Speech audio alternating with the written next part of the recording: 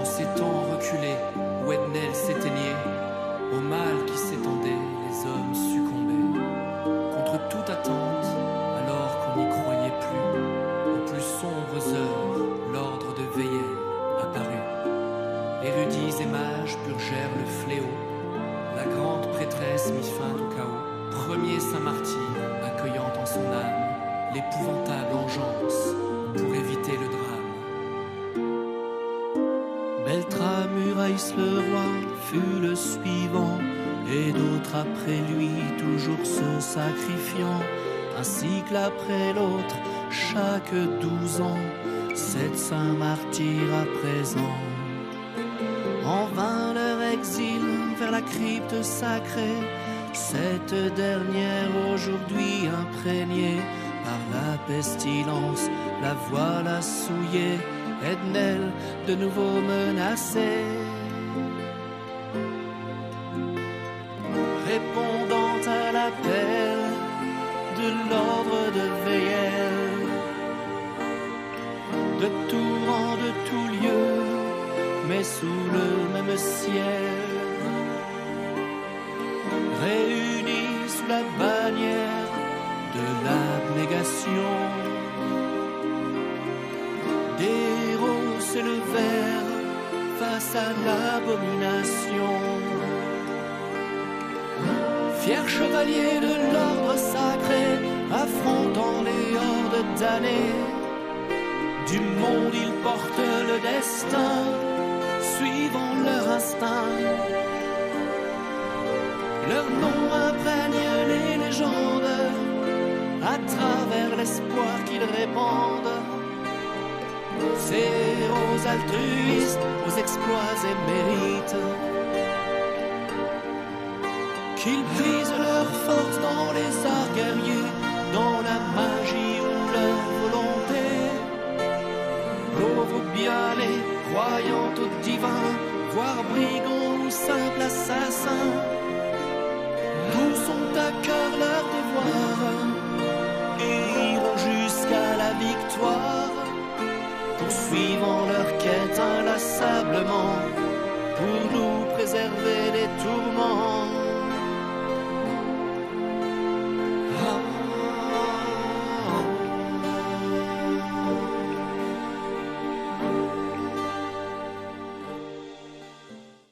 Mes amis, le premier groupe vient de pénétrer par la porte principale.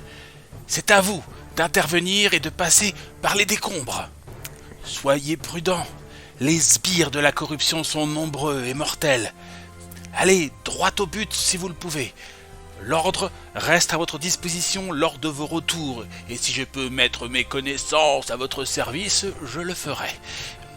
Il me semble qu'il existe en effet dans cette partie des cryptes une salle mortuaire contenant un important trésor magique. Peut-être l'occasion de vous renforcer avant l'assaut final contre Talman, le traître. Je n'ai pas pour vocation à aller piller les tombeaux, Mester. Je préfère me concentrer sur notre tâche, en veillant à la bonne santé de mes compagnons. Ah, c'est tout à fait honorable, mais il nous faut trouver de meilleures armes si nous voulons pouvoir mettre à bas Talman et ses serviteurs. La fin justifie les moyens, Olimar. Cependant, notre objectif n'est pas là. Il faut foncer, frapper fort pour surprendre l'ennemi et dénicher le bras droit du roi maudit. Parilus, j'en fais le serment, notre foi sera ferme et notre détermination implacable. Et nos yeux bien ouverts pour dénicher quelques reliques. Des reliques des saints-pères pour nous aider à détruire l'engeance, bien entendu. Nous remettrons tout ça en place après. Bien entendu. Quelle chance et quelles avancées pour mes recherches historiques. Verneuil. Oui, gardez aussi un œil vers les ténèbres. C'est le plus important. Allons-y les amis, il me tarde de libérer les âmes des tourmentés. Bien parlé. Bonjour et bienvenue au temple de jeu d'Arkaril pour la suite de notre campagne de l'Ordre de Veillel, chapitre 1 à la sauce chapitre 2. Ouais, comme dans la première série de vidéos, on va s'attaquer à un autre boss cette fois-ci, et en jouant avec les règles de chapitre 1 proposées notamment dans les modifications du chapitre 2, et en plus en ajoutant la possibilité d'avoir des battle map tactiques pour certains combats. Il va y avoir quelques petites modifications par rapport au premier combat. Alors non pas seulement parce que je me suis fait exploser par la grande prêtresse, qui était le boss de la première de cette première série d'aventures, mais parce que je voulais aussi rajouter 2-3 petits éléments supplémentaires, notamment un qui m'a été conseillé par un de vous qui regardez ces vidéos. Notamment parce que évidemment je suis pas un grand chanceux au dé, et L'Ordre de Veyel, c'est un jeu de chance principalement. Bien sûr, il y a aussi les pouvoirs, il y a aussi la manière d'agencer les choses, de s'organiser, voilà, il y a un peu de, on va dire, tactique. Mais au final, il y a un dé qu'on lance, quoi. Et donc on peut très bien faire des 2, des 3, des 4, et jamais faire des gros dés. Et voilà. Et qu'en plus on joue sur des dés de 20, où il y a un énorme panel de résultats possibles, la chance d'avoir de la malchance est encore plus importante. Ceci dit, ils avaient remanié un peu ça, en tout cas ils avaient proposé une mécanique pour aider ceux qui n'ont pas de chance. C'est la technique de concentration, et c'est vrai que j'avais pas du tout imaginé l'utiliser pour ces vidéos là. Et donc, c'est chose faite, on va rajouter une jauge de concentration. Et je vais vous expliquer évidemment comment ça fonctionne. Et sinon, à part ça, pareil, pour amener un peu plus de fun dans le jeu, parce qu'en fait le jeu est difficile, hein, évidemment, les boss sont très difficiles, il peut y avoir beaucoup plus d'événements dus à la malchance, au dé notamment, puisque normalement dans le jeu ils sont illimités maintenant. Avant il y avait un certain nombre d'événements qu'on pouvait avoir, et puis c'était marre. Maintenant on peut avoir autant d'événements, puis on a des problèmes de chance, et puis on va avoir des événements sur la tronche, quoi. Donc pour aider un peu à compenser ça, deux choses. D'abord je vais faire une évolution au niveau des dés utilisés par les ennemis au fur et à mesure de l'avancée des niveaux. J'avais plus ou moins fait ça la dernière fois, mais on va là en concrétiser vraiment ça. On a a priori 5 runs à faire, donc on va augmenter la taille du dé au fur et à mesure des runs. On va commencer avec des dés de 6, puis des dés de 8, des dés de 10, des dés de 12 et des dés de 20. Voilà, plus ça va aller, et plus ils vont avoir de chance, les ennemis, de faire des gros dés. Donc déjà devrait compenser pas mal. Et puis sinon, sur le champ de bataille, en fait, je vais rajouter une action qui va être une action de repos. Voilà, si le héros n'est pas en bonne position ou attend, etc., il va pouvoir se reposer, ça va ne rien faire. Et dans ces cas-là, quand il ne fait rien, eh bien, il va récupérer un peu d'endurance. Qui est un peu le nerf de la guerre dans ce jeu quand même, malgré tout. Donc évidemment ça veut dire qu'il ne fait rien, hein, mais il aura la possibilité de récupérer un peu d'endurance. Bon voilà, en dehors de ces quelques petits changements, il n'y aura pas grand chose de plus.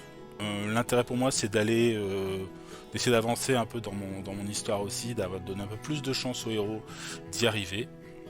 Et puis voilà, après voilà, peut-être que parfois j'ai pu sembler râler un peu sur le jeu, mais on y revient, ça prouve bien que voilà, c'est un jeu qui est plaisant, qui est même excellent. Mais c'est normal, hein, un peu de rage quand on perd, c'est un peu normal. Et c'est aussi bien que le jeu résiste, hein. Si les boss étaient trop faciles, si le jeu était trop facile, et bon voilà, une fois qu'on aurait fait le tour, on n'y jouerait plus. Donc voilà. On va faire une petite présentation rapide de l'équipe cette fois-ci, ce ne sont plus les mêmes, hein. Et donc nous avons en effet un aventurier parmi le groupe qui se trouve ici. Voilà, donc on va aventurier. Alors on va les découvrir aussi petit à petit, les héros, hein. Donc là j'ai mis la jauge de concentration ici. Donc lui commence avec un arc court, donc il va destiné plutôt à faire des combats à distance. Il est considéré comme support et force de frappe tout de même. En pouvoir, je lui ai mis tir à bout portant et archer expérimenté. Et il a sinon un passe-partout qui lui permet d'ouvrir les coffres gratuitement. On verra pour les autres capacités au fur et à mesure, mais enfin grosso modo, ça lui permet d'avoir plus de chances d'avoir des butins, donc ça c'est bien, on va pouvoir looter plus, et le pouvoir de niveau 5 s'appelle coup au but. Ça lui permet de faire 3 fois les dégâts de son arme quand même sur une attaque, alors ça coûte 4 points d'endurance, c'est un peu cher, mais dans des moments un peu critiques, ça peut être intéressant. Ses pouvoirs, tir à bout portant, ça lui permet, s'il est à moins de 3 cases d'un ennemi, ou alors si on n'est pas sur un mode combat tactique, le premier ennemi de la ligne, de lui faire plus de dégâts avec son arme. Ça coûte 2 points d'endurance, voilà. Et sinon il est archer expérimenté, donc il fallait au moins 4 de dext, pas de problème, il commence avec 8. Et là il peut donc porter des armes comme s'il s'agissait d'une arme à une main. Et en début de partie, il commence avec un arc court s'il n'en possède pas. Voilà. Alors, donc, l'arc court, hop, je vais le placer ici, comme si c'était donc une arme, ce qui lui permet éventuellement de porter un bouclier ou une autre arme, si besoin. Voilà pour le personnage de l'aventurier. Il commence donc avec un score de 6 de vitalité et un score de 6 d'endurance. C'est un personnage assez équilibré, donc ça c'est sympa. On passe au-dessus au chef du groupe. Chef du groupe, c'est le magicien. Hop, on va enlever la caméra, ce sera plus simple. Alors le magicien, lui, il commence avec une pauvre dague et une armure en tissu. J'ai pas mis sa réduction de dégâts. Alors l'armure en tissu, ça donne une défense de 1 et une réduction de dégâts de 1. Voilà, on va quand même les noter. Même s'il n'est pas destiné à prendre des coups, on sait jamais. On ne sait jamais. Voilà, paf, ça c'est fait. Je lui ai mis donc sa jauge de concentration aussi. Ici en pouvoir, je lui ai mis télékinésie. Télékinésie, donc au prix d'un jet d'intelligence supérieur ou égal à 9, le héros inflige 4 dégâts à un ennemi, donc en plus ça ignore la défense, ça ignore la réduction de dégâts, et en plus on déplace l'ennemi de 2 cases, ou alors on le place à l'arrière du champ de bataille. Voilà pour ça. Et alerte. Alerte, prérequis 6 d'endurance, il a bien les 6 d'endurance, et donc sans perdre son tour lors de sa prochaine attaque ou capacité, pour un point d'endurance, le héros effectue un coup critique sur un jet supérieur ou égal à 16, ça marche pour les attaques ou les capacités. Voilà. Et sinon, plus tard, il va avoir le projectile magique, et donc un gros sort de combat. C'est une force de frappe, le magicien, clairement. Et un barrage cristallin qui va aussi lui permettre d'infliger des dégâts. Voilà, mais ça, on verra quand on aura ces pouvoirs-là. Pour l'instant, nous n'y sommes pas, n'est-ce pas? Nous venons à peine de commencer. Nous avons le guérisseur avec nous aussi, Olimar, le guérisseur, qui a une pierre de résurrection, donc pour pouvoir ramener quelqu'un à la vie, qui commence avec un talisman de débutant, donc avec un dégât... Enfin, il fait pas de dégâts, il donne à la cible, c'est un buff, plus de la défense et plus de l'attaque pendant 2 tours. N'est-ce pas? Voilà. En pouvoir niveau 1, je l'ai mis le halo purifiant qui lui permet de guérir, déjà, infliger X dégâts à un ennemi et soigner un allié ou lui-même de X. Donc c'est une espèce de transfert de vie. Mais bon, chez les ennemis on appelle ça du vampirisme, chez les héros du halo purifiant, n'est-ce pas? Mais ça demande X d'endurance pour le faire, mais pourquoi pas. Et sinon, résilience, il a 6 de vitalité, c'est un passif, lorsque le héros subit des dégâts qui devraient lui être fatals, il effectue un jet supérieur ou égal à 16. S'il survit, il reste à 1 de vitalité. Donc ça, c'est intéressant pour un soigneur, parce que ça évite aux soigneurs de mourir, enfin en tout cas ça laisse une petite chance de ne pas crever. Il commence donc, j'ai dit, avec le talisman, et sinon le barbare, donc notre force de frappe et défenseur. D'ailleurs je lui ai mis le jeton de défense, je ne l'avais pas utilisé la dernière fois, je ne sais pas pourquoi d'ailleurs, c'est aussi simple comme ça. Donc lui, il a une hache, Normal, c'est un barbare. Une armure de cuir. J'ai pas mis non plus sa réduction ni sa défense. Donc lui, il a une défense de 2. Plus 2 avec son armure. Et une réduction de dégâts de 1. Voilà. Donc ça, c'est chose faite aussi. Tagalagalac. Que dire de plus? Eh ben alors, je lui ai donné lancer désespéré qui lui permet de faire une attaque à distance qui ignore la réduction de dégâts. Il faut qu'il fasse un jet de force égal ou supérieur à 9. Il commence avec une force de 8, donc ça devrait pas être trop compliqué. Et peut balancer une arme. Voilà, donc on va essayer de lui filer des armes. Et sinon, il a ouvrir une brèche qui lui permet, au prix d'un jet de force supérieur ou égal à 12, de faire 3 dégâts, 1 à 1,5. Et réduit sa réduction de dégâts à 0 jusqu'à la fin du tour du maître du donjon. Voilà, après le tour, jusqu'à la fin du tour des monstres, quoi. Bon bah voilà, ça me semble être pas mal. Donc sur le papier, ça a l'air d'une super équipe, mais un petit peu comme l'était déjà l'équipe précédente. Hein. Et le problème, c'est qu'après, il faut tenir le choc, hein, les amis, il faut tenir le choc. Alors, petite précision sur la règle dite de concentration, hein, puisque on va en avoir besoin. Qu'est-ce donc que cela? Je regarde vite fait, en tout cas pour être bien clair là-dessus.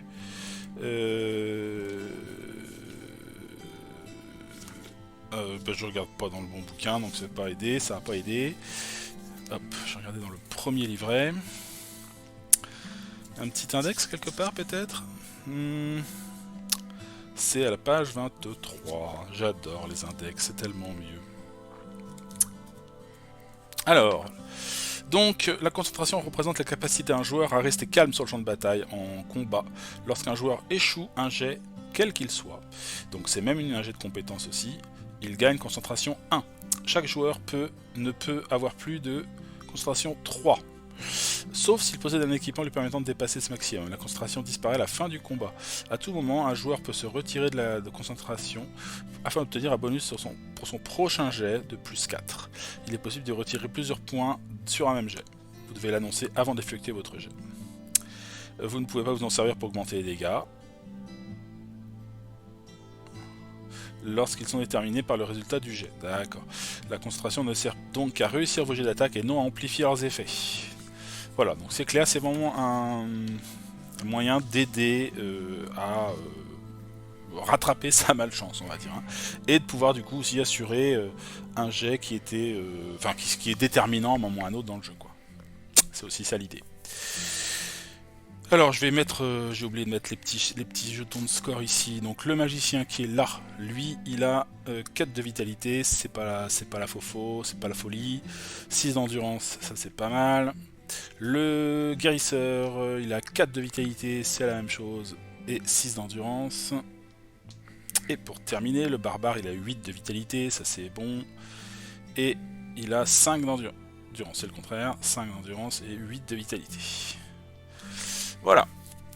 Bon, ben nous sommes prêts à repartir. Et on va jeter un petit coup d'œil vite fait du côté de la map. Voilà, alors évidemment c'est la même chose. Alors la dernière fois j'étais parti en séparant en 2 groupes. C'était plusieurs raisons, notamment pour pas trop alourdir la gestion des personnages, parce que 4 personnages à la fois c'est pas toujours évident. Bon, j'ai expérimenté ça lors de la dernière partie, donc on va essayer de le faire. Et en plus là, on a l'aventurier qui va aider à ouvrir les coffres. Je préfère rester un peu en groupe. Voilà, on verra pour les batailles tactiques un peu plus tard quand on aura des pouvoirs à utiliser, genre de choses comme ça, sinon ça risque d'être un peu lassant je pense. Donc voilà, pour l'instant il faut choisir par où on rentre dans la crypte pour ce premier run. Je n'oublie rien, je pense qu'on a tout prêt. Les cartes sont là, alors pour ici là j'ai mis les cartes d'événements. Donc pareil, là j'avais rajouté les cartes d'embuscade ici, donc il y a 15 cartes, les 15 premières cartes, il y a 2 cartes d'embuscade et elles reviendront à chaque fin de combat. voilà, donc ça, ceci c'est une difficulté en plus hein, pour les héros. Ok, alors c'est parti, on va choisir une aile. Allez, aile centrale, on y croit. C'est un combat qui commence directement, évidemment. Donc on va lancer un dé de 6 pour déterminer le nombre de créatures qu'on va rencontrer. Et on va faire un 2. Bon, c'est pas... ça va être plutôt tranquille. Je prends le paquet des créatures... basiques. Monstres de base. Les monstres intermédiaires interviendront un peu plus tard dans la partie. Hop, je coupe. Zouk. Et on va prendre celle du dessous. Donc on va avoir une goule et une armure animée. Alors l'armure animée, elle est défenseur, elle se place devant sur le champ de bataille. Hop. Et pour ce qui est de la goule, eh bien c'est un personnage entre guillemets dit spécial.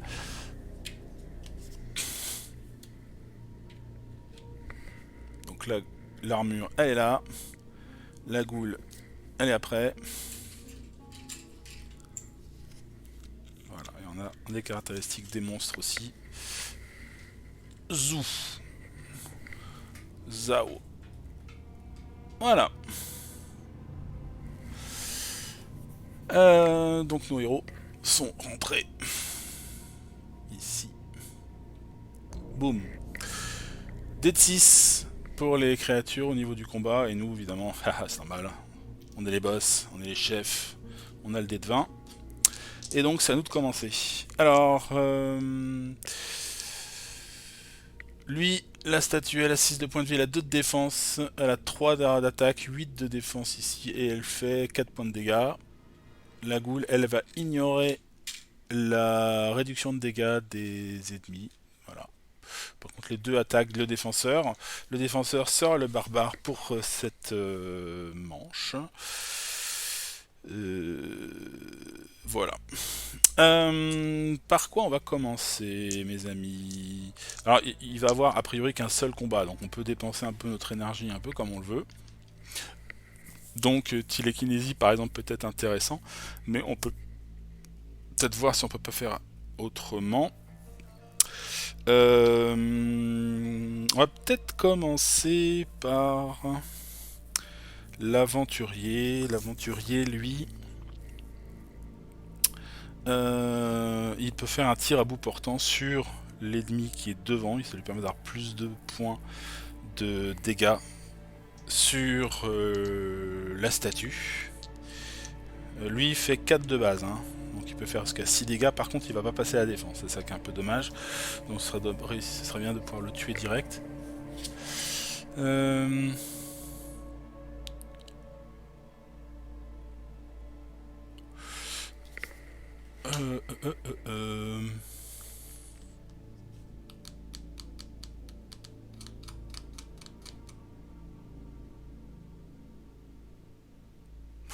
On va commencer par le barbare plutôt, qui va faire il va utiliser son pouvoir de ouvrir une brèche qui lui permet, au prix de 2 points d'endurance, de faire un jet de force égal ou supérieur à 12.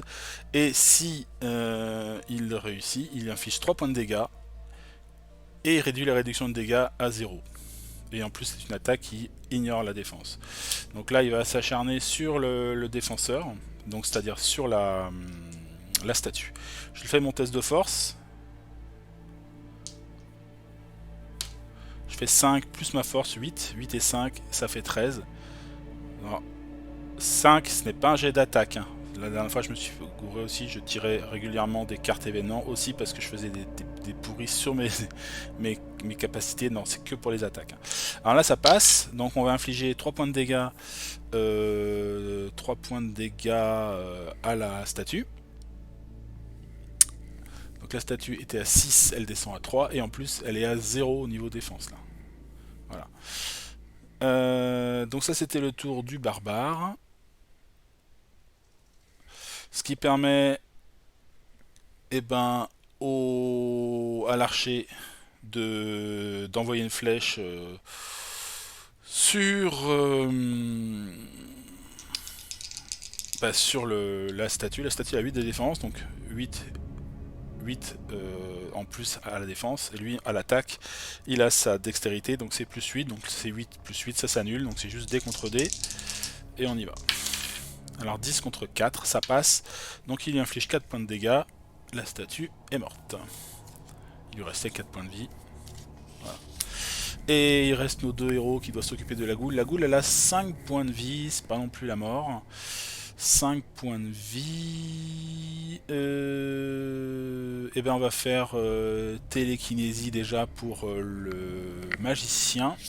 Donc ça coûte 2 points d'endurance. Ah, j'ai pas enlevé l'endurance, tiens, pour le tir à bout portant, c'était 2. Et j'ai pas enlevé l'endurance pour le ouvrir une brèche, donc c'était 2 aussi. Donc je fais un jet d'intelligence supérieure ou égal à 9. Alors le 1 c'est toujours un échec. Mais là je fais 18. Donc ça passe. Donc je inflige 4 points de dégâts à un ennemi. La goule il lui reste 1 point de vie. Et on termine avec le guérisseur. Le guérisseur bah, il va faire un halo purifiant par exemple. Il doit faire un test supérieur de foi. Il est déjà à 8. Donc je vais faire ça. Je vais mettre. Il manque 1 point. Donc je vais mettre 1 point. Attaque. Enfin, pas attaque, mais lancer de capacité. Je fais 11. Donc c'est bon. Bon, c'est une mise en bouche. J'aurais préféré qu'il y ait un petit peu plus de monstres. Parce que qui dit monstre dit loot. Mais c'est comme ça. Alors, donc, 2 créatures de tuer. Donc, ça va rapporter au groupe la modique somme de 4 petites gemmes. Voilà, 2 par et demi.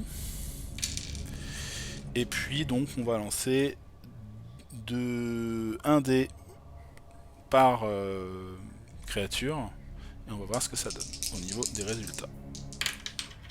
6, alors 1 c'est rien, et 6 c'est 2 cartes gold. Même si c'est moins intéressant de les avoir à cette partie du jeu, puisqu'on risque d'avoir du mal à les équiper. Je vais quand même piocher 2 cartes qui sont ici. Donc j'ai mis un petit jeton jaune pour me rappeler que c'était bien là le gold. Donc 1 et 2. Ok. On récupère une armure sacrée. Il faut 9 de foi. C'est pas... C'est à la portée des guérisseurs, ça. Hein. Réduit de 2 dégâts, les points de dégâts subis, et défense plus 2, c'est pas mal. Ok, bon, ça reste dans l'équipement pour le moment. Et une liane épineuse, 9 de dex, 6 de force. Ça pourrait éventuellement pour l'aventurier, mais ça va être compliqué pour l'instant, il n'a pas les scores qu'il faut. Donc ça reste aussi dans le petit sac cadeau. Voilà, et on passe à la suite de notre aventure. Alors, pardon, même si on est content de voir la tronche de l'aventurier, c'est pas ça que je voulais faire. Hop, ici, on avance d'un cran. Donc comme on avance d'un cran, on gagne tous 1 point d'endurance. Mais je vais pas le noter, ça sert pas à grand chose. Et on arrive dans une... Oh, putain, manque de bol. Dans la salle vide, il y en a une et il faut que je la chope. On trouve 2 cristaux, 2 malheureux petits cristaux. C'est tout. Ok. Ça c'est fait. Donc, bah retour au campement. Retour au campement. Ici. Ici, eh bien... Donc là... Alors on sait que là, il y a 2 cartes monstres. Hein. On prend ces 2 là. On en prend 2 autres. C'est des coffres ça. Hein. On va les me prendre. 1, 2. Je laisse les monstres parce que bon, c'est bien qu'on puisse se faire des monstres. Je mélange les 4 cartes qui n'ont pas été utilisées. Hop, pour... Ah donc 2 qui ont été révélés. On en reprend 2 autres un peu au hasard sur le donjon, ou pas au hasard si il y a un maître du jeu hein, qui joue. Puis après on replace les cartes au pif. Voilà. Et on va rajouter d'autres salles pour la le prochain run. Et donc on va rajouter les salles de liane corrompue, monstre puissant et salle piégée. Salle piégée, liane corrompue et monstre puissant. Voilà. Pareil, c'est mélangé. Et ça représente la prochaine ligne du donjon. De la crypte. Je mélange, je mélange, je mélange, je mélange, je mélange. Et voilà. Hop, hop et hop. Mais on est pour l'instant encore au village, on n'a pas grand chose, mais on a 2-3 choses à faire peut-être. Déjà, on va voir ce que le forgeron nous propose. Donc on a le droit à 5 cartes à ce niveau-là. 1, 2, 3, 4 et 5. Voilà. Alors qu'est-ce que nous avons de beau à l'achat, chers amis? Nous avons un Naginata. Il vaut 8 de force et 6 d'intelligence. 6 d'intelligence, oulala. Donc là, c'est un peu trop compliqué pour le barbare. Donc ça va finir à la vente. Enfin non, pas à la vente, rien du tout, parce que c'est pas à nous. La faux des frocards du mail. 10 de foi, 5 de dex, on n'y est pas, on n'a pas assez de... Pour l'instant en tout cas, un targe. Donc ça c'est un bouclier, ça demande 8 de dex. Et 4 de force, donc ça pourrait être pour l'aventurier éventuellement.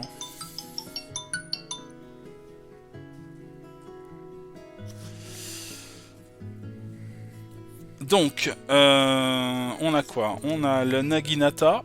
Naginata, 8 de force et 6 d'intelligence, donc ça c'est bien trop compliqué à gérer pour un barbare par exemple, même si j'avais la force qu'il faut. La faux des frocards du mail, la foi de 10, ça va être compliqué pour le guérisseur. Pour l'instant, ça fait quoi? Inflige 5 points de dégâts, un jet de 19, conseil candidat réussite critique et inflige le triple de dégâts lors d'une réussite critique. Elle est belle, hein, mais je sais pas ce qu'il faut. On va pas l'acheter dans le vent comme ça. Le targe, ça c'est un bouclier qui conviendrait éventuellement à l'aventurier. Ça lui permettrait d'avoir un peu plus de défense. Ça, pourquoi pas, ça coûte quand même 3. Hein. Croix de jet, inflige 5 points de dégâts puis guérit hémorragie 1 sur un allié ou le porteur. 8 de force, 7 de foi. Donc ça, personne n'est en mesure d'utiliser ça. Et un bolas, 7 de dex, 3 de force. Ça peut être pour l'aventurier aussi. Inflige 4 points de dégâts. Ou, une fois par combat, la cible ne peut se déplacer à son prochain tour. Donc à la place des combats, je peux bloquer une créature. Ok. Bon, a priori, il n'y a pas grand chose qui m'intéresse là-dedans. Donc ça va finir dans la défausse. Ça va finir dans la défausse. Nous avons 1, 2, 3, 4, 5, 6. Si on veut monter de niveau, il faut... allez, il faut 1 point pour monter niveau 2. Et 2 points pour monter niveau 3. Donc est-ce qu'on monte quelqu'un niveau 3 par exemple, pour avoir un peu plus de possibilités d'action? Ça pourrait être pas mal. Ça pourrait être pas mal. Le magicien avec la dague va pas pouvoir faire grand chose quoi. Alors on va faire ça, je pense qu'on va au moins monter le magicien. Donc je dépense 3 cristaux pour lui permettre de monter du niveau 1 directement au niveau 3. Bah c'est le chef de groupe en même temps. Oh. Ok, attends, il remonte son endurance à 6. Alors qu'est-ce qui va se rajouter comme petit point? Il faut qu'il gagne, je pense, en intelligence. Donc il va gagner un petit point en intelligence. Et puis on va rajouter un petit point en... Lui il faut quoi pour ses jets? Que de l'intelligence. Intelligence.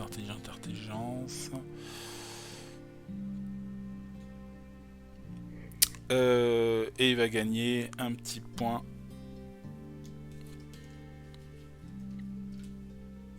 en vitalité.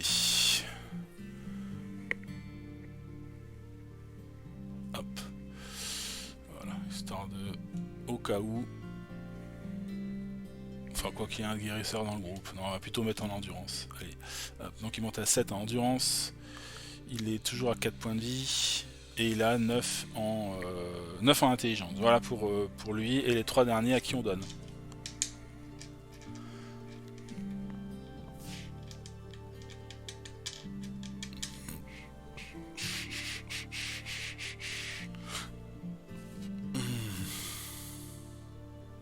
On va donner au aventurier. À l'aventurier. Donc c'est pour qu'on puisse looter plus. Donc je lui donne 3. Donc 3 points. Il monte niveau 3. Hop.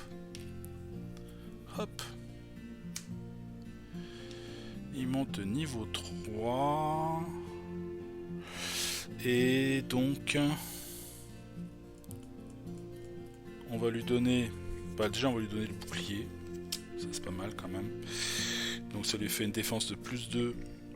Et une réduction de dégâts de 2. Voilà. Bouclier, défense 2. Réduction de dégâts 2.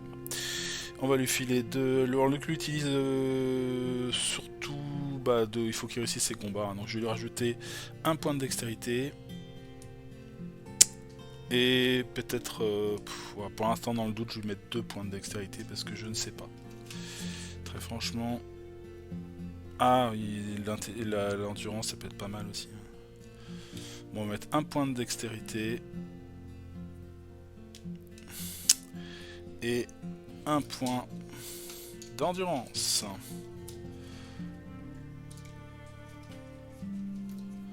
Voilà. Ok, donc là on est pas mal. Donc là voilà, ce qu'on a pu faire sur ce premier run. Sachant qu'on a aussi 2 trucs à vendre. L'armure sacrée et la liane épineuse. Liane épineuse, 9 de dext, 6 de force. Je peux même pas l'équiper sur l'aventurier parce qu'il faudrait encore 2 points de force. On les laisse pour l'instant, on va pas s'en servir, on va les garder en stock, on va dire, on verra bien. Peut-être que je pourrais porter l'armure sacrée avec le guérisseur à un moment ou à un autre. Donc, eh ben on repart sur le deuxième run. Donc là, c'est fini les dés de 6, on va passer aux dés de 8 pour les monstres. Qu'est-ce que j'en ai fait? Je l'ai pris normalement. Il est là. Donc ça, voilà. Je le mets ici, le dé de 20 là, nos dés ici. Les monstres, je les remélange un petit coup. Alors, on va commencer par un combat. Histoire de, voilà, d'être bien. Je vais vérifier une dernière chose, et peut-être que j'ai fait une erreur tactique aussi. Ou pas.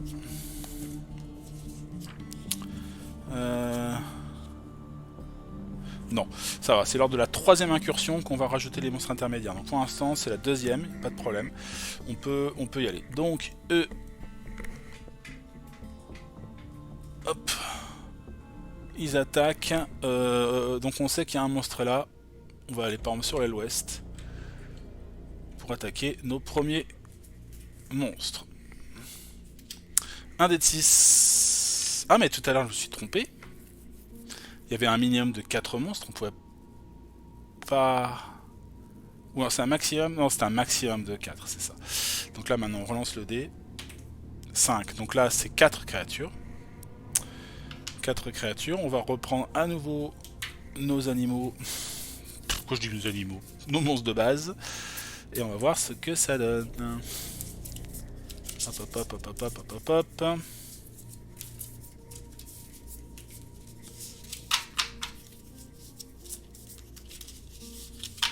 Je mélange, je mélange, je mélange. Je ne regarde pas, je coupe. Et c'est parti. Donc nous avons une goule, le retour. Nous avons des araignées. Nous avons des nuées de guêpes. Et des nuées de rats. Alors, si on place tout ça sur notre terrain de jeu, on a des spéciaux, des distances Mais que des spéciaux et des distances. Hein. Voilà. Donc on va déterminer un peu au hasard. Je crois que les distances sont derrière.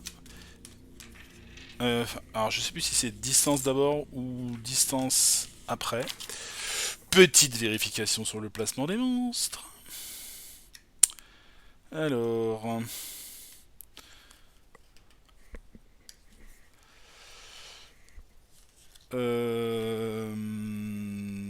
Placez les zombies, les défenseurs, les ennemis sans effet particulier, ceux qui frappent à distance, et finissez par ceux qui déclenchent des effets. C'est-à-dire quoi, des effets? Donc le spécial, il n'a pas vraiment d'effet, il ignore la réduction des dégâts. La distance, ça c'est quasi au fond, c'est sûr, ceux qui déclenchent des effets. Alors un spécial. Araignée. Je vais le mettre avant. Ça fait des effets, ça. Je vais les mettre un peu au pif. Je vais mettre les rats derrière, parce que c'est considéré comme une attaque à distance. Donc il est vraiment au fond du champ de bataille. Hop. Zou. Et après, je vais me mettre au pif. Les trois sont considérés comme spéciaux, donc je ne vais pas trop m'embêter. Nous avons après la goule qui lui ignore la défense. Ignore la réduction de dégâts, pardon, pas la défense. Après nous avons les araignées qui elles vont infliger des dégâts de poison. Donc bien pénible aussi, tant qu'on y est. Zouk. Et pour terminer, les guêpes. Les guêpes qui sont donc devant. Voilà.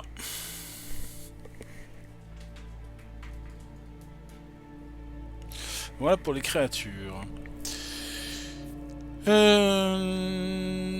Les rats sont puissants, sont chiants ou pas? Ils ignorent le défenseur. Ils font 3 points de dégâts. Et ils ont une défense de points de vie. Donc eux ils sont quand même facilement tuables. Qui est le plus dangereux? Les araignées. 3 de vie. Il faut les avoir à distance puisqu'ils sont en deuxième position. Et eux ils font quoi? Attaque jusqu'à 2 joueurs adjacents. Inflige 1 point de dégâts, puis le joueur applique un malus de -8 à son prochain jet de combat et perd un jeton de concentration. D'accord. Donc ils ont 3 points de vie. Hein. C'est pas des gros monstres, hein. On devrait quand même s'en sortir. On va dire que l'archer va s'occuper des araignées, par exemple.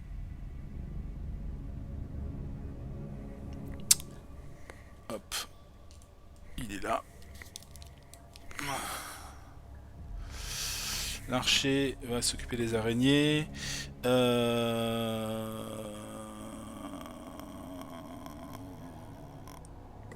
Il fait 4 points de dégâts, donc s'il touche, ça passe. Hein.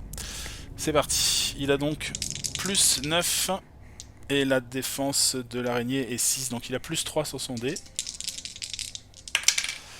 On fait 4 contre 3, heureusement j'ai fait un 3 avec l'autre. Par contre, j'ai fait 4 jets d'attaque, donc on va devoir appliquer un événement. Mais je le touche et je le tue. Hein. Ça par contre, ça c'est gagné, donc ça c'est bonus, c'est cadeau. L'araignée, elle meurt. En revanche, il faut que je pioche une carte événement ici. Hop, et ce sera... Salve de flèche, inflige un point de dégâts à tous les joueurs. Donc tout le monde prend un point de dégâts. Le magicien tombe à 3. Est-ce que ça ignore la réduction de dégâts ou pas?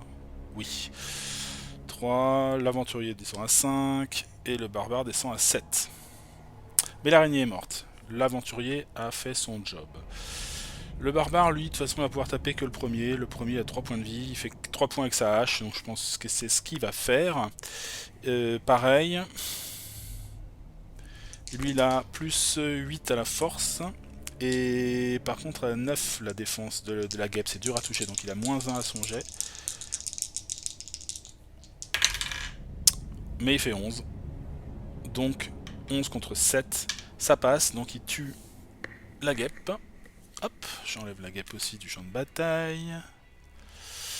Il nous reste la goule et la nuée de rat. La nuée de rat, 3 points de vie, 1 de défense, c'est ça? Alors 2 points de vie, 1 de défense. Télékinésie devrait suffire, puisque ça fait 4 points de dégâts. Et pour ce qui est de la goule, c'est un peu plus compliqué, il faut 5 points de dégâts. Ça boufferait toute l'endurance de notre copain. Ce qui serait un petit peu dommage.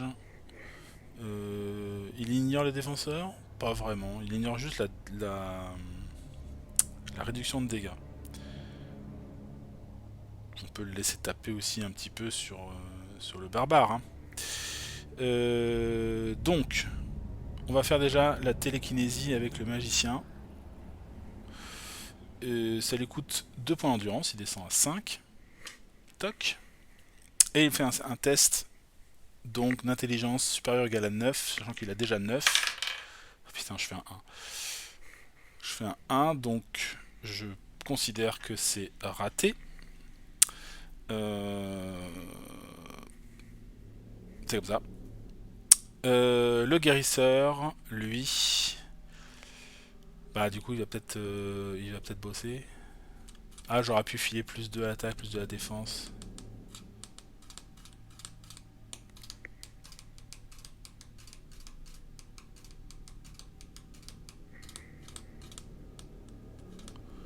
Non, je vais faire, tant pis, je vais faire halo purifiant sur l'araignée, le rat. Donc ça me coûte 3 points en dur. Ok, hop, je descends 2 pour refaire un halo purifiant. 3 même, pour pouvoir tuer le rat. Donc je descends à 2 d'endurance. Il faut que je réussisse mon test. 15. Ah tiens, j'ai raté mon test tout à l'heure, donc je gagne 1 point de concentration pour le magicien. 15, donc c'est bon. Et je peux rendre X points de dégâts, enfin soigner de X. Je vais rendre 1 point de vie au magicien qui est quand même fragile.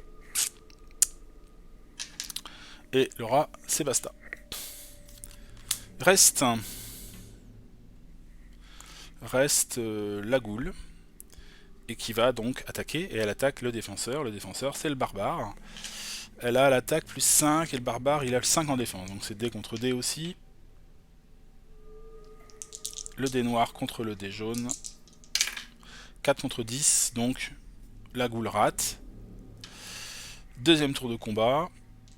Le guérisseur, il va rien faire, il va récupérer 1 point d'endurance. Le magicien, il va rien faire, il va récupérer 1 point d'endurance. Il a combien de points de vie l'autre? 5. Tranquille, hein. Lui, il va rien faire non plus, il va gagner 5, il va remonter à 5 en endurance l'aventurier. On va laisser faire le barbare, hein, c'est le guerrier du groupe. Hein. Lui il frappe. Il frappe, il fait 15 contre 7, donc il inflige 3 points de dégâts. Donc la goule n'a plus que 2 points de vie. La goule réplique. 6 contre 17, ça passe pas. Nouveau tour de combat, on remonte à 7 ici, à 4 d'endurance, hein, je récupère du point. Du point de vie, ça peut être pas mal aussi. Donc 1 point de vie pour l'aventurier. Le barbare, c'est lui qui tank, il y va. Et il fait 6 contre 3. Et là, ça passe. Et donc il tue la goule. Voilà. Fini pour la goule. Donc là, on a 4 monstres. Ça nous ramène 8 points. 8 points de 8 cristaux dans notre escarcelle. Et on va pouvoir piocher, enfin lancer 4 dés pour les trésors. Jouk. Donc c'est parti. Alors on fait un 6, on fait un 5. Et on fait un 1 et un 3. Donc la capacité, pardon, du pire de tombe de l'aventurier. À la fin d'un combat, l'aventurier peut relancer tous les dés de butin perdant. Il peut utiliser cette compétence autant de fois qu'il le désire. Donc il va utiliser 2 points d'endurance. Il va redescendre à 3. Et on relance le 1 et le 3. Un 5. Et il me reste 1.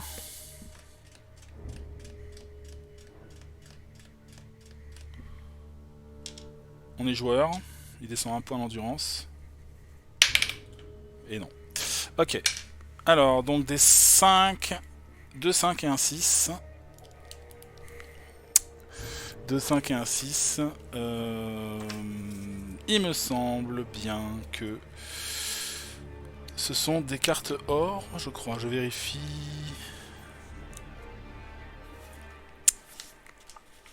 Je vérifie parce que il y a des petits changements par rapport aux règles à ce niveau-là. Non. 4 et 5, c'est des piles communs. Et 6, c'est des piles or. Ok. Donc, on va piocher. On a fait un 6, donc 2 cartes or et 2 5. 4 cartes classiques. C'est pareil, là, je m'étais pas trop aidé. La dernière fois, j'avais pioché beaucoup moins de cartes que prévu. Donc là, on a dit 2 cartes or. Donc on a une rune du commandant, plus de force et plus d'intelligence, c'est pas mal. Et une rune mage endurance, plus d'endurance. Donc ça c'est des trucs qu'on peut utiliser direct, ça c'est cool. Et 4 ici, donc on a la perle d'Oreis, x8, force 7, c'est une arme. 1, ici, 2, une mambelle, 8 de dex, 6 d'intelligence, je sais pas qui va pouvoir utiliser ça. 2, 3, une rune de précision. Et 4, une armure de tissu. Alors on va regarder ce qu'on peut éventuellement équiper dès maintenant. L'armure de tissu elle demande 2 de force, 2 de dext. 2 de force, 2 de dext. On peut la donner, par exemple, à l'aventurier. L'aventurier, lui, il est là. Il n'a pas d'armure, il a juste un bouclier. Donc on va lui mettre une armure de tissu, c'est gratos, ça lui fait plus 1 en défense et plus 1 en réduction de dégâts.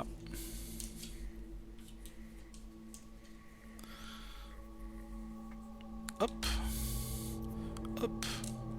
Ça c'est bon. Qu'est-ce qu'on a d'autre? Rune de précision.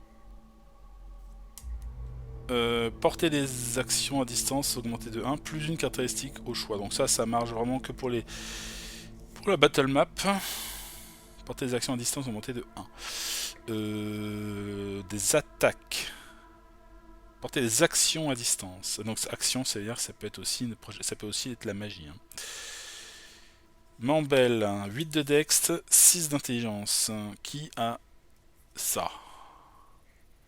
Personne. 8 de dex. 8 de dex, ça peut être l'aventurier, mais il n'a absolument pas 6 d'intelligence. C'est un peu cher payé pour monter à ce score-là. Donc ça, je pense que ça ne sera pas utilisé. La perle d'Oreis, 8 de fois, 7 de force. C'est compliqué pour le guérisseur aussi. 5 points de dégâts, une réduction des dégâts, ça c'est pas mal. Hein. Enfin, je regarde s'il y a moyen de booster sa force, mais autant que ça me semble compliqué. Donc pour l'instant, non, pour l'instant ça sera sans doute pas utilisé. Alors après on a 3 runes, ça c'est cool. Plus 2 d'endurance, la rune de précision, et une rune de commandement, plus 1 de force, plus 1 d'intelligence, qui peut être intéressé par ça. Plus 1 de force, plus d'intelligence. Bah, soit le magicien, pour avoir encore un petit bonus d'intelligence, soit le guerrier, pour avoir un bonus de force. On va le faire plutôt comme ça, peut-être. Rune du commandant, donc je vais mettre la rune du commandant pour l'instant, on verra, sur le barbare. Donc je lui rajoute un point de force de rune et un point d'intelligence de rune aussi. Donc voilà. Et la rune d'endurance, à qui je vais la filer? À À qui je vais la filer pour l'instant à ceux qui peuvent s'en servir. Donc je vais la filer au magicien. Rune de plus 2 d'endurance. Donc je vais mettre un petit plus 2 en endurance là-haut. Il passe à 9. Et on a une dernière rune de précision qui me permet d'attaquer à plus 1 à distance. On va la filer à l'aventurier. Qui donne quand même plus 1 à une caractéristique de son choix. Donc c'est bien, en plus c'est varié, on peut changer. Donc pour l'instant, peut-être en force. Voilà, je vais mettre un petit plus 1 en force aussi à ce niveau-là. Donc ça c'est équipé. Ça va rejoindre notre trésor. Voilà. Hop, salve de flèches. Très bien. Et puis, eh bien, on va pouvoir continuer notre combat. Enfin, notre exploration de ce deuxième run. Donc on avait jusque-là fait la première salle. Nos amis vont arriver dans la deuxième salle. Donc on gagne un petit point d'endurance. Donc l'aventurier remonte à 2. Le guérisseur remonte à 5. Le barbare remonte à 4. Et on va révéler la prochaine carte. Et ce sera monstre. Alors, redé de 6. 3. Donc, 3 créatures vont venir nous embêter.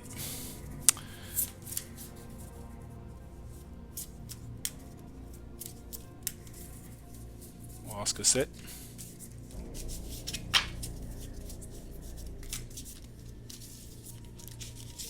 Je mélange.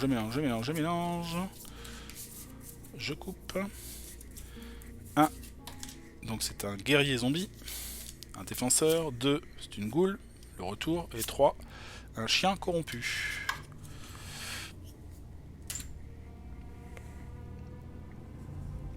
Le chien corrompu.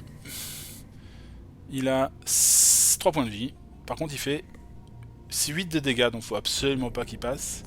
Et lui, c'est une force de frappe, donc elle est, je pense, derrière le défenseur, j'imagine.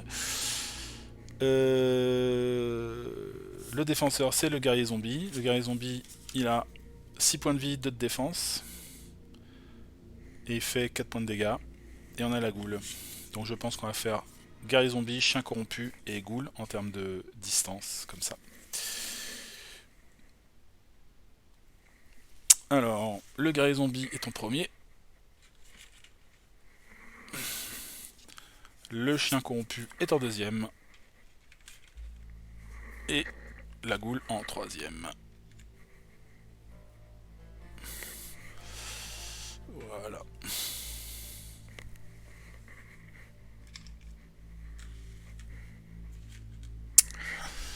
Alors... 2 de défense et 6 points de vie pour le guerrier zombie. 4 points de dégâts. Bon, il peut tanker un peu, je pense, le barbare là-dessus. On va essayer plutôt de s'attaquer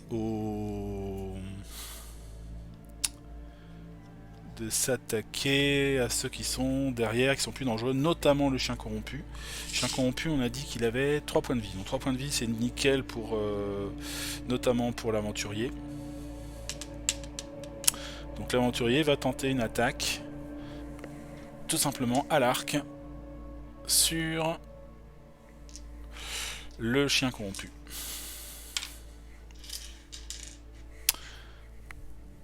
Hop, c'est parti. Un dé de 20.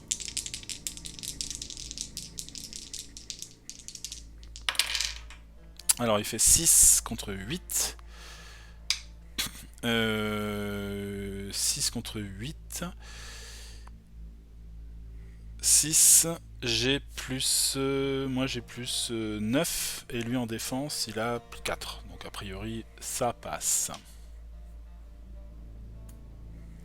Cependant, il a fait un 8. Donc 8 c'est le plus gros qu'il puisse faire sur son dé. Donc c'est un critique. Un critique en défense. Si j'ai pas fait moi-même de critique, ça veut dire que ça ne passe pas. Donc l'attaque de l'aventurier ne passe pas. Ce qui est bien dommage. Il faut qu'on s'occupe du chien, donc on va envoyer quelqu'un d'autre se le taper. Je pense que ça va être le magicien sans doute. Alors le magicien il a maintenant projectile magique. Voyons un peu ce que ça fait cette chose là. Simple et efficace, pourquoi s'en priver, nous dit le texte. Donc ça ignore la défense, ignore l'attaque à distance, ça coûte de l'endurance.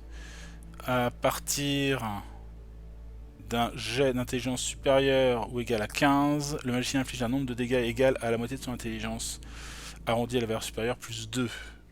Donc il a 9 d'intelligence, donc ça veut dire que ça fait 5 et 2, il peut faire 7 dégâts. Hein. Il peut faire 7 dégâts, c'est un peu un marteau pour écraser un moustique quand même. Mais c'est une attaque à distance. Non, ceci dit, il a la télékinésie qui coûte 2 points d'endurance et qui fait déjà le taf. Et ça coûte que 2 points. Donc il va faire une télékinésie. Télékinésie, il faut faire un jet d'intelligence supérieur ou égal à 9. Je fais 8, ça passe. Donc je détruis le chien corrompu. Chouic. Ça c'est fait. Ça m'a coûté quand même 2 points d'endurance. Donc je descends à 7 points d'endurance. Et il reste le barbare et le guérisseur. Bah, le guérisseur, sur la goule, il va avoir le halo purifiant, mais pour l'instant, ça sert peut-être pas à grand chose. Puisque pour l'instant, il n'a pas perdu de points de vie ou quasiment pas. Donc je pense qu'il va patienter tranquillement. Ou alors il va utiliser son talisman de débutant. Ouais, c'est peut-être pas mal ça. Il utilise son talisman de débutant. Qui donne... Alors il faut qu'il fasse un jet de foi supérieur ou égal à 15, je pense que c'est ça l'idée. Si je comprends bien hein, la carte. Parce qu'on a ici, on a bien, comme c'était une attaque, le symbole de l'attaque à corps à corps, foi, donc c'est le test, la caractéristique qui est demandée. Et en dessous on a un jet, on a un nombre qui est supérieur à 15. Donc il faut, pour que ça marche, il faut qu'il se passe 15 au moins. Donc c'est parti, il va essayer. Il a 8 deux fois. 15, ça passe. Donc il donne un bonus de plus 2 à la défense et plus 2 à l'attaque. Alors est-ce que j'ai un jeton pour faire ça? Plus 2 à la... Non, c'est pas ça.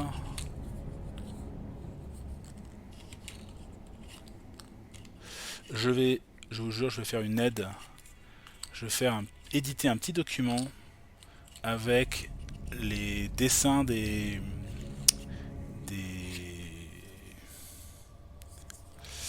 plus de plus d'attaque, plus de défense, c'est ça?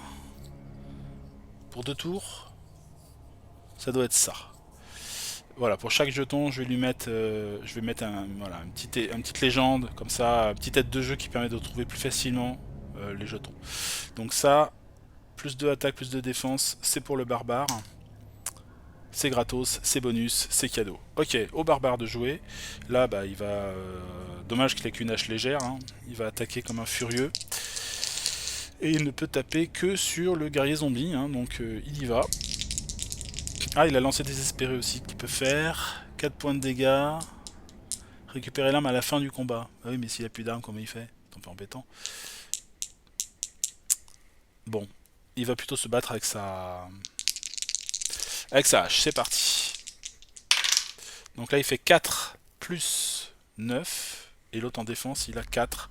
Donc 9 fait 4, ça fait 13. Et l'autre en défense fait 7. 7 et 4, ça fait 11. Donc ça touche. Il lui met 3 points de dégâts. Mais il a 2 points de défense, hein, le guerrier zombie. Donc il descend d'un point de vie seulement.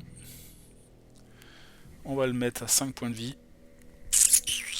Voilà, je mets un petit dé pour montrer ses points de vie.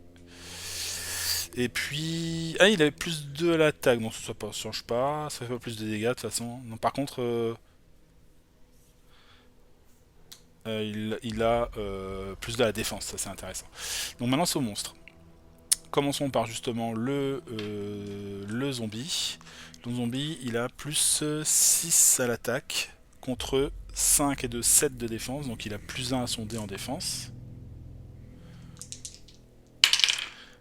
Et fait 8 et 20. Ouh, c'est cool parce que c'est un critique de la part de l'ennemi. Donc ça c'est pas cool. Mais il fait un critique en défense. avec un 20. Alors, je vais vérifier vite fait, parce que c'est toujours un peu de mal avec ça. Critique contre critique, ce que ça fait, à mon avis, ça va pas faire grand-chose. Alors, tour des héros, tour des maîtres. Alors...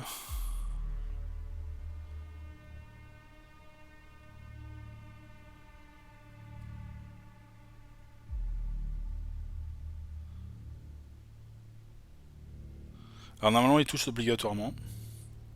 Et inflige des dégâts du monstre en ignorant la résistance aux dégâts du bouclier du joueur. Alors, si c'est 20 contre 20, le résultat se déroule comme dans les règles normales. Bon, comme il a fait 20 de défense, il ne passe pas. Donc ça c'est bien. Ouf, heureusement que j'ai fait un 20 en défense.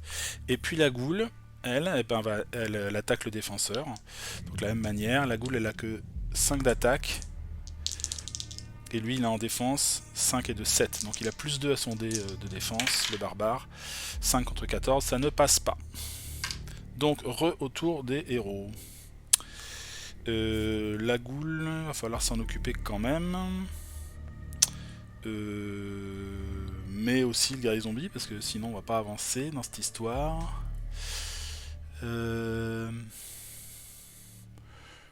On va faire le tour du guérisseur qui va utiliser son talisman à nouveau de débutant et qui va essayer de booster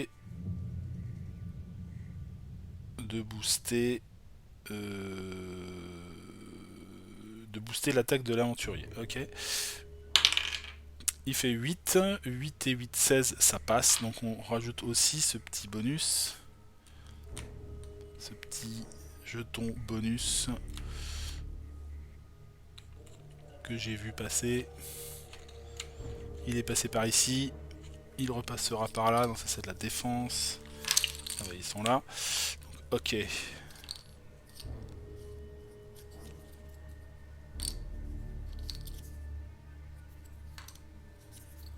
Comment il est? Plus 2, plus 2. Là j'ai un plus 4, c'est pas bon. Plus 2, plus 2. Voilà. Donc là, hop, je le mets sur l'aventurier. L'aventurier, ça va être son tour. Il va tirer. Il va tirer à bout portant, lui, puisqu'il peut le faire avec son arc. Ça lui coûte 2 points d'endurance. Donc il descend à 0. Ah, pas cool. 0 d'endurance. Et pour lui faire plus de dégâts, donc ça lui ferait 6 dégâts. Ça le tuerait même pas. Non, je vais pas faire ça, je vais garder mon endurance plutôt. Je vais plutôt tirer sur la goule. Donc j'ai plus 9 et la goule en défense elle a 5. Donc ça fait donc j'ai plus 4 à mon dé. 9 contre 4, ça passe. Donc je lui inflige 4 points de dégâts à la goule. Elle avait 5 points, dommage. Il lui reste 1 point de vie. Schmuck. Le tour du magicien. Je peux lui refaire un télékinésie éventuellement. Comme ça, on va faire ça. Télékinésie, donc il va utiliser 2 points d'endurance. Il faut qu'il fasse un test de force. Enfin, pas de force, pardon, un test d'intelligence. Il fait 16, donc ça marche. Il inflige 4 points de dégâts qui ignorent la défense. Donc la goule disparaît aussi.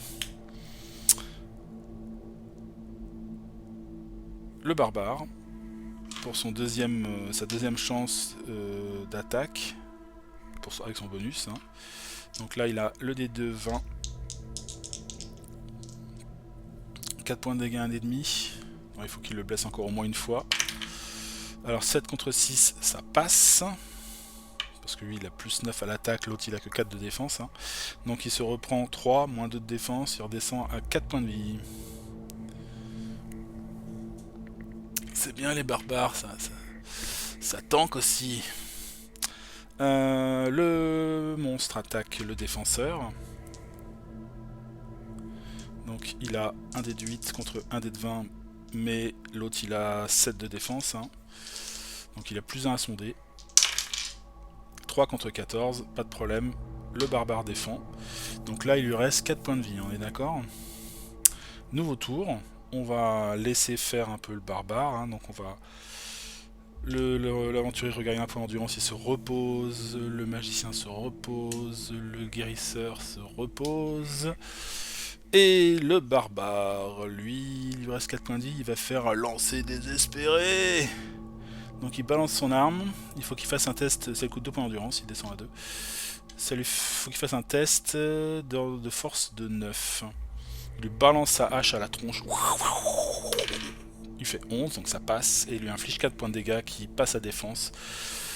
Ce qui est suffisant pour détruire le guerrier zombie. Ouf, ouf, ouf. Donc voilà, plus de guerriers zombies, on avait 3 monstres. 3 monstres, ça veut dire 6 gemmes. Puisque nous sommes d'accord, hein, chaque monstre ramène 2 gemmes. Hop. Donc 6 gemmes en plus. Et on a 3 dés à jeter pour le loot. Ouh, un 3, un 1, c'est rien du tout. Donc il va utiliser 2 points d'endurance l'aventurier pour relancer ça. Allez. Un 6 et un 5. Donc 2 d'or et 2 normaux. Hop. Alors 2 cartes gold ici. 1 et 2. Alors on peut les regarder. Il y a des tongs. Ah, les tongs chaussettes, fallait les enlever, je crois. Il y avait les tongs chaussettes. Ça, c'était bonus d'une campagne, je sais plus quoi, il a dit qu'il fallait les enlever. Donc à la place, nous avons une armure des illuminés. Et une Aladie de cérémonie. Et en carte comme ça, nous avons une armure en tissu, encore, et une cloche de moine. Bon, c'est pas foufou. Ce n'est pas foufou. Alors voyons un peu. Alors déjà les tongs chaussettes c'était quoi? Se porte comme une armure. Votre défense est égale à 0. Tous les monstres doivent vous attaquer. Vos alliés disposent d'un bonus de plus 3 à tous leurs jets d'attaque. C'est ridicule. Trop bon. Mais c'est tellement chouette les tongs chaussettes. C'est tellement agréable. Alors, donc nous avons... Trêve de plaisanterie, nous avons la cloche du moine qui permet donc à quelqu'un qui a 8 de foi et 3 de dex, qui est le cas de notre guérisseur, de se battre un minimum. Donc on va lui coller ça comme une deuxième arme. Il aura le choix. Nous avons une autre armure de tissu. Bah, autant la cloquer sur le guérisseur aussi. Hein. Donc ça lui met plus 1 en défense et plus 1 en réduction de dégâts. Voilà ce que ça fait une armure de tissu. Hop, plus 1 de défense, plus 1 de dégâts. Nous avons une Aladie de cérémonie. Il faut 9 de foi et 7 de dext. Il n'y est pas, hein, le guérisseur. Hein. Personne n'y est a priori. Donc là, ça inflige 6 points de dégâts et au prix d'un jet de foi, le porteur perd 4 points de vie pour ramener un allié à la vie avec 2 points de vie. C'est très, très très beau, très très chouette, mais il faut 7 de dex quoi. Donc il faudrait booster à fond la dex du guérisseur par exemple. On va laisser tomber. Et nous avons l'armure des illuminés. 4 de dex, 3 d'intelligence. 4 de dex, donc ce n'est pas le cas pour le moment du magicien ni du guérisseur, mais ça peut être jouable puisqu'on a des runes qu'on peut déplacer éventuellement. Ça fait quoi? Réduit de 1 les points de dégâts subis, défense plus 2, le défenseur ne peut subir plus de corruption 8. Ok, donc c'est un petit peu mieux qu'une armure de tissu, et c'est un effet contre la corruption, mais on ne jouera pas avec la corruption, nous, durant cette partie. Donc, est-ce que ça intéresse quelqu'un? Ça veut dire déposséder la rune ici.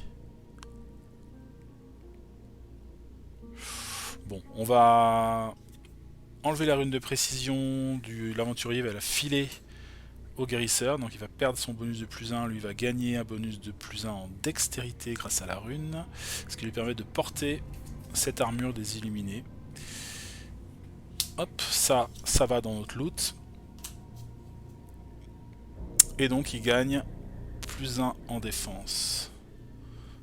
Donc plus 2 ici. À la place du plus 1. Et donc il est content, il peut pas être corrompu. Enfin, c'est ce qu'il croit. Voilà, donc ça c'est calé. Et bah, je crois qu'on a fait à peu près le tour. Donc on a fait pour l'instant 2 combats de suite. Au niveau de la concentration, le magicien a un en plus, 1 point. Sinon tout le monde à peu près, je pense, réussit son test. Ah non, il y en a un qui a raté. C'était l'aventurier, donc il a un point de... pas de corruption, mais un point de concentration en plus. On repart sur la suite du run.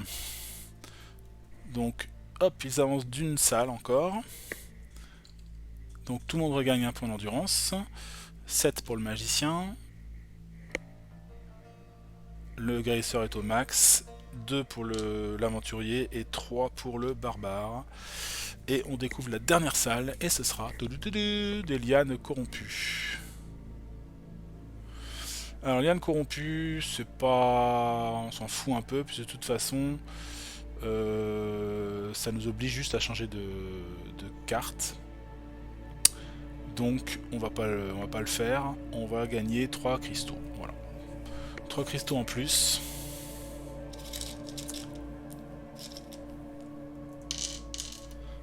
On dégage les lianes, ou pas. Et on se retrouve à terminer le deuxième run. Donc on va faire une préparation un peu du donjon. On enlève les 3 cartes qu'on a utilisées. Alors la seule carte qu'on est capable d'identifier, c'est celle qui est là, qui était un monstre.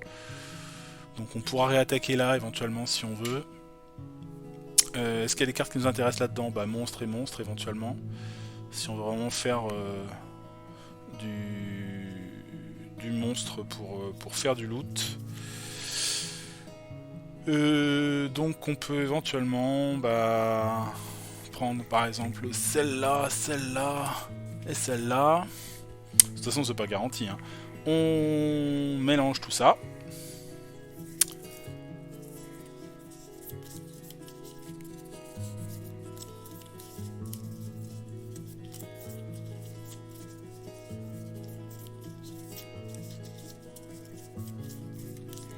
Ok. Je replace les cartes.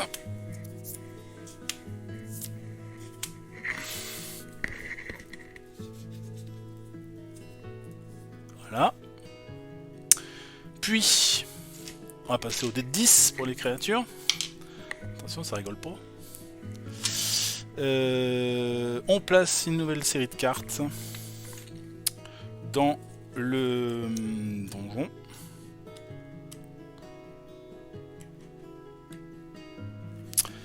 Et donc on en est à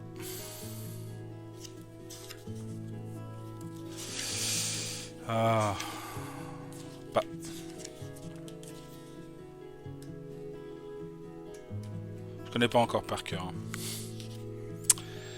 Donc on rajoute un coffre unique, une salle énigme, une salle spéciale et une énigme. Hop. Coffre unique. Salle spéciale. Alors salle spéciale pour... ouais, faut que je regarde ce que je sais pas trop. On a dit quoi? Une énigme. Et donc la salle spéciale du boss qui est donc Talman, l'apprenti de l'ordre, c'est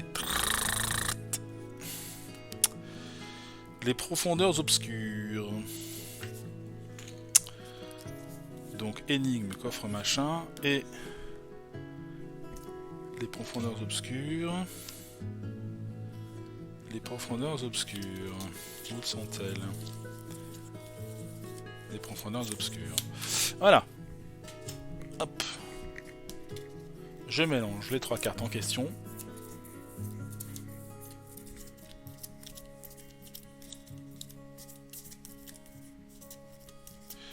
Ok, et là, on va les placer.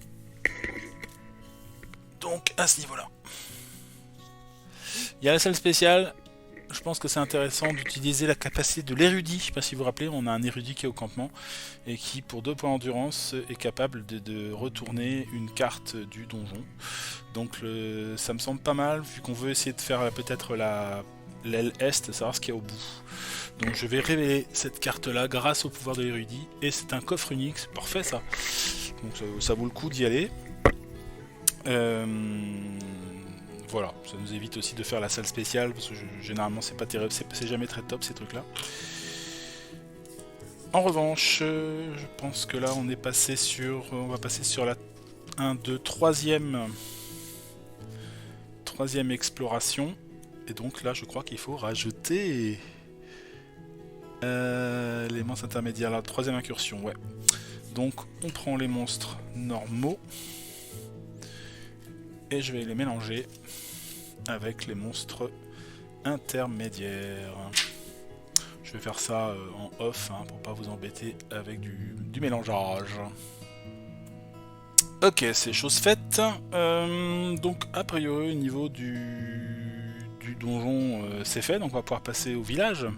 Savoir un peu ce qu'on va faire avec nos aventuriers qui sont là, au repos pour le moment, tranquillou. On va pouvoir piocher notamment les cartes du forgeron. Comme ça on verra un peu ce qu'il y a à vendre d'intéressant, en espérant qu'il y a des choses intéressantes. Sachant qu'on a un petit peu de cristaux là quand même, heureusement. Donc on va peut-être pouvoir moyenner quoi. Faire 2-3 choses. Alors c'est parti, 5 cartes. Alors nous avons un arquelon, c'est bien. Une rune d'intelligence, c'est pas mal. Et un sceau du corps, 3. Et une rune de force, 4. Et une armure de cuir clouté. C'est pas trop mal, on va dire. C'est pas trop mal. Pour info, je sais pas si on l'a déjà fait, mais je ne pense pas. Chez l'alchimiste, on peut payer 3 cristaux pour tirer 5 nouvelles cartes. Pour avoir un nouvel arrivage de cartes, éventuellement. 3 cristaux, 3. Alors, l'armure de cuir clouté, ça peut être pas mal, notamment pour notre défenseur.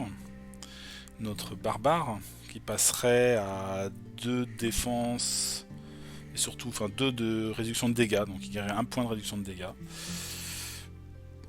L'arquelon, je pense, c'est primordial pour l'aventurier. Il passe à 6 points de dégâts.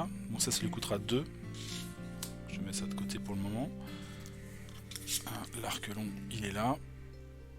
Il faut 9 de dex, donc il les a. 5 de force. Par contre, il n'a pas assez de force. Il faut qu'il monte en force. Mais ça peut être jouable. On a d'ailleurs une rune de force de 1. Donc ça peut faire un petit combo là. Un sceau du corps. Alors lui il a déjà la cloche du moine qui fait déjà 4 dégâts. Donc ça joue pas à grand chose pour lui. Et il a la dext et il a l'intelligence aussi. Donc les deux, ça change rien du tout, donc on va pas acheter ça. Ce serait redite. Et on a une rune d'intelligence. Mais bon, ils vont tous être déjà équipés d'une rune. Donc je vois pas trop l'intérêt, a priori, d'avoir la rune d'intelligence. Donc je pense pas qu'on va l'acheter. Ok. Au niveau des gemmes. Donc si on veut rattraper un peu le coup, il faut 3 gemmes pour le guérisseur et 3 gemmes pour le barbare. Avec ça, il se passe niveau 3. Donc déjà ça me semble primordial. Si après on veut les faire monter encore, au niveau 4 il faut 3 et au niveau 5 il faut 4. Donc il faut encore potentiellement 7 gemmes. Si on veut passer chacun d'un niveau encore, ça fait 3 et 3, 6, 7, 8, 9. On n'a pas assez, à moins de vendre de l'équipement. Je pense qu'on va déjà passer... Alors peut-être qu'on peut passer quelqu'un niveau 5, mais attention, si on fait passer quelqu'un niveau 5, on a le maximum de monstres à chaque fois. Donc voilà, pas non plus faire trop les kékés. Enfin, je vais remonter l'endurance des uns et des autres au max. Le barbare on monte à 5. Tiens, ah oui, l'endure, il faut que je pense à ça. En fait, la concentration, ça ne se stack pas de combat en combat, donc il faut l'utiliser en fait. Il ne faut pas hésiter à l'utiliser. Lui, il remonte à 9 d'endurance. Il remonte à... Lui, il remonte à 4 points de vie. 6 d'endurance, il les a. 6 points de vie, 7 d'endurance. Et lui, 8 points de vie et 5 d'endurance. Donc ça, voilà, on a respecté ça. On va passer déjà les deux autres héros au niveau 3. Donc, le barbare au niveau 3. Et le guérisseur au niveau 3. On regarde vite fait ce qu'on avait dans nos équipements aussi, parce qu'on a des trucs à vendre. Hein. On a une armure sacrée. Il faut 9 de foi et 4 de dext. Là, il va les avoir. Donc, il va pouvoir mettre son armure sacrée. Là, ça, c'est bien. Ça, 9 de dext, 6 de force, ça va être compliqué. Pour le moment. Je sais pas si on le garde ou pas. La perle d'Oris, 8 de foi, 7 de force. Donc ça, non. Ça, on va le vendre, hein, je pense. Donc ça c'est potentiellement un truc qu'on peut vendre. Ça, la mambelle, 8 de dex, 6 d'intelligence. On va pas le garder non plus. Ça non plus. Et on avait une armure de tissu. Voilà, bon. On va vendre ça. Donc ça fait déjà 1, 2, 3, 4, 5. Donc ça fait 5 gemmes supplémentaires pour nos amis. 1, 2, 3, 4, 5. J'enlève les 6, hein. Comme ça j'oublierai pas que j'ai payé pour les niveaux. Donc ça il faut 9 de foi. Donc comme il va changer de niveau, il va gagner un peu de caractéristiques. Donc il lui faut un point de foi en plus. Donc on va lui mettre un point de foi en plus. Donc il passe à 9 de foi. Hop.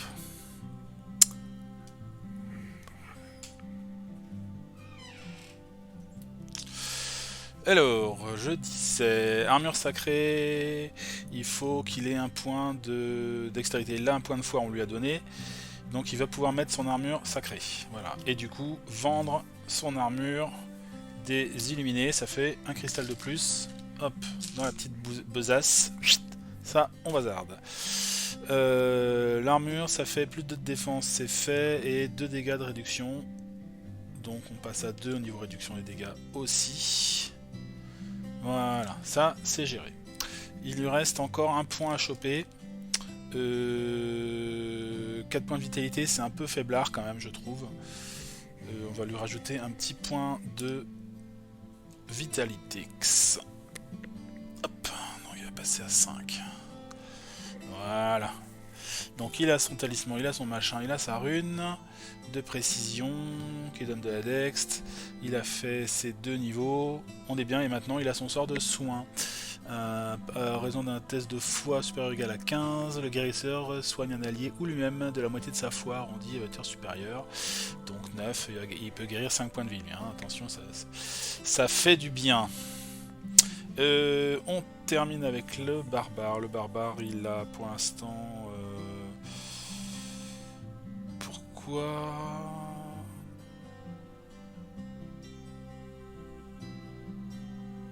Ah oui, ça c'est les runes, pardon, c'est vrai, j'avais oublié qu'il avait une rune qui faisait plus 1, plus 1. Donc il a 2 points rajoutés, de l'endurance, il risque d'en avoir besoin, donc je pense que je vais lui filer un point d'endurance supplémentaire. Donc il va passer à 6 points d'endurance. Et ça on enlève. Hop. Je vais les mettre avec le talisman de la foi, comme ça on se rappellera. Et puis on va lui mettre un point de force. Un petit point de force.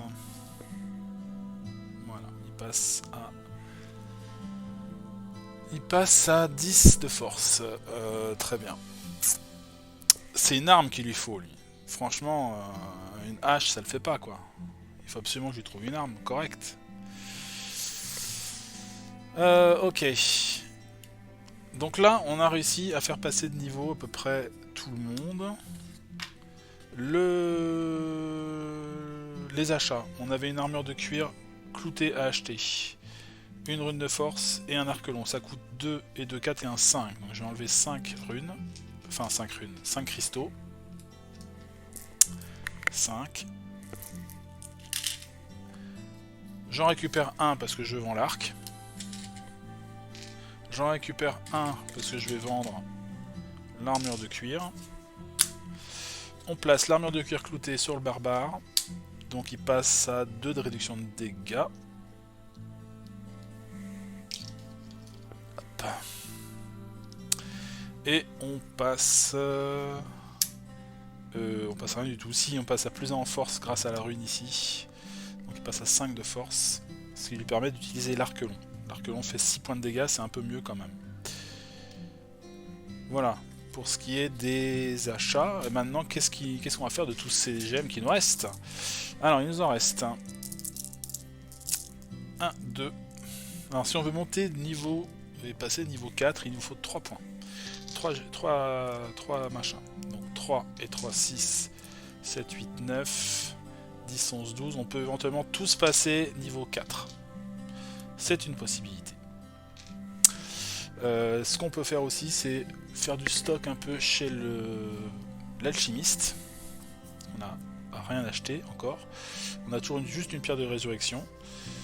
Donc on peut très bien acheter des trucs aussi.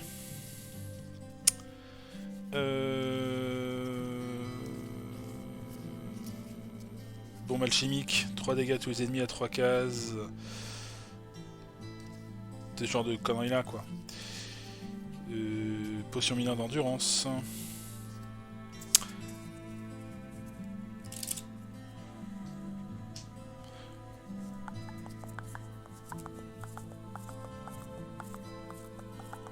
Ou alors, on peut aussi, je pense que ça peut être pas mal, on va peut-être le faire une fois au moins, utiliser 3 cristaux pour relancer, c'est très risqué, ça paye rarement, mais on sait jamais, pour faire une autre proposition d'achat au niveau du forgeron. Parce que là, il me faut une arme, quoi. Donc je repioche 5 cartes. 1. Un cathare d'assassin. Bof. 2. Une lance. 3. Un estoc. 4. Un attrape-coquin. Et 5. Un talisman de débutant. Voilà. Je crois que ça fait pas trop rêver quand même. Hein. Alors, le talisman de débutant, on s'en fout. On en a déjà un. Bon, voilà. Attrape-coquin, il faut 6 de dext et 4 de force. Ça fait 6 points de dégâts. C'est quand même mieux qu'une... C'est quand même mieux qu'une hache. Mais il faut 6 de dext. Il n'en a que 5. Ce qui peut peut-être se modifier. On va voir. Estoc, 7 de dext, 5 de force. C'est une arme d'assassin. Ça fait 5 dégâts. Je pense que ça intéresse personne. La lance, 7 de dex, 6 de force. Pareil, ça va être compliqué. Ça attaque une arme à 2 mains en plus. Et le cathare d'assassin, c'est pas terrible. Alors, ce qui est possible de faire, c'est faire un peu de manipulation de runes. Il lui manque un petit point de dextérité. Donc, on peut très bien ruser. Lui enlever, tant pis, la rune de commandement, donc il perd son point de force, son point d'intelligence. Et on lui met à la place une rune de précision, par exemple. Une de précision, ça donne plus 1 à une caractéristique de son choix. Ah non, je peux pas. Ah, ça empêche l'autre d'avoir de son armure sacrée, ah, c'est dommage. Et...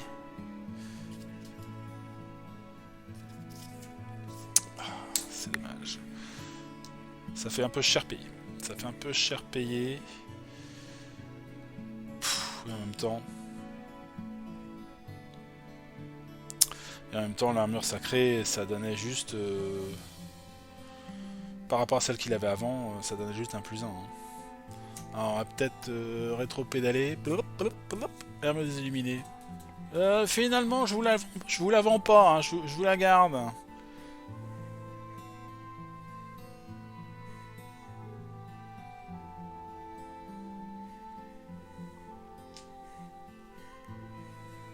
Et je vous vends l'armure sacrée. Bon, on la garde en stock. On la garde en stock. On va encore la garder en stock, donc ça fait quand même un en moins. On lui laisse son armure des illuminés, donc il était à 2 de défense et 1 de réduction de dégâts. Zou. Donc, il a plus besoin pour l'instant. Ah si, il a besoin de sa dex. Non, ça ne fonctionne pas. Ça ne fonctionne pas. Ok. Finalement, non, je la veux pas. Non, je vous la vends. Ok. Donc il repasse à 2 ici. C'est un peu con. Pas pouvoir utiliser ça, c'est un peu dommage.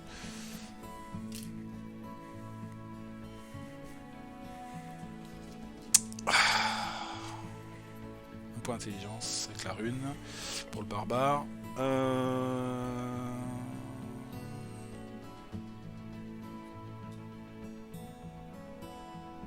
Bon, elle est condamnée à faire des petits dégâts, quoi. Heureusement, il a son attaque sautée, mais bon. Attrape coquin.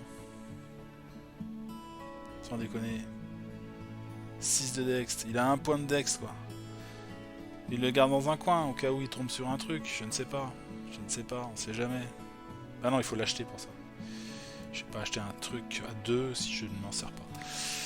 Bon, voilà. Bah, c'était un tour pourri, en tout cas au niveau de l'achat. Ça m'a coûté 3 gemmes, cette saloperie.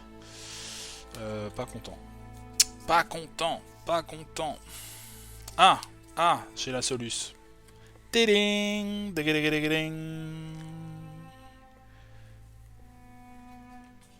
j'ai la soluce. Ça m'emmerde un petit peu, mais j'ai la soluce. Je vais monter de niveau le barbare. Ça lui coûte 3 points, 3 cristaux. Il passe niveau 4.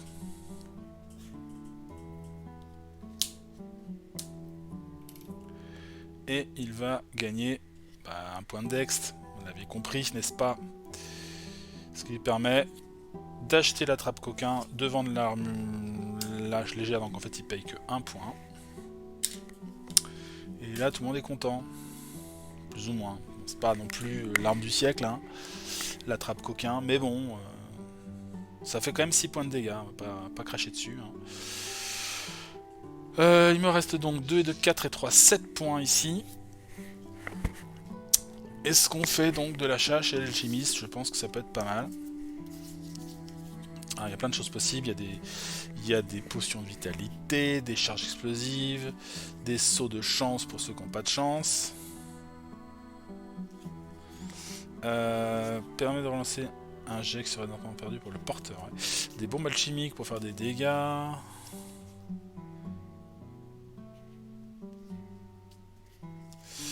Collier de rétention. Permet de porter une rune supplémentaire en la plaçant sur le collier de rétention. Ça coûte 4 à l'achat. C'est un peu cher. Hein.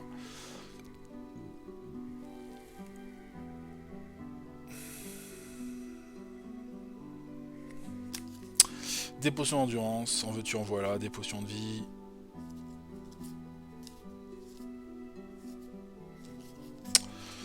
Je vais acheter 2 potions d'endurance.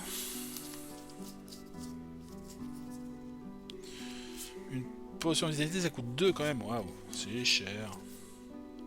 Alors de repos, récupérer un endurance supplémentaire entre chaque salle. C'est bon ça. Pour qui?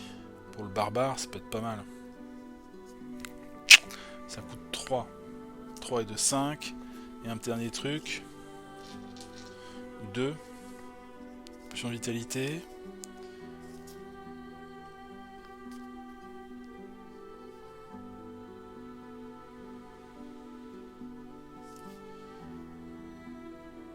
« 5 dégâts à 3 ennemis adjacents. » Ouh, petite bombe à fragmentation. Allez, on fait des courses chez l'alchimiste là. Donc on monte pas de niveau plus que ça. on perd tout, puisque ça nous coûte 2, 3 et 2, 5, 6, 7. 7 points. Les 7 cristaux, on les enlève. Vu que généralement c'est lui qui tank, il a pas trop le temps de récupérer son endurance, on va lui filer un anneau de repos pour qu'il puisse récupérer plus facilement son endurance, un peu plus facilement. Une bombe à fragmentation, eh bien on va l'utiliser, pourquoi pas, avec avec le magicien par exemple, plus une potion d'endurance pour lui, une potion d'endurance pour le guérisseur. Voilà, on est déjà un peu mieux équipé, on va dire, entre guillemets. Et donc on va pouvoir attaquer la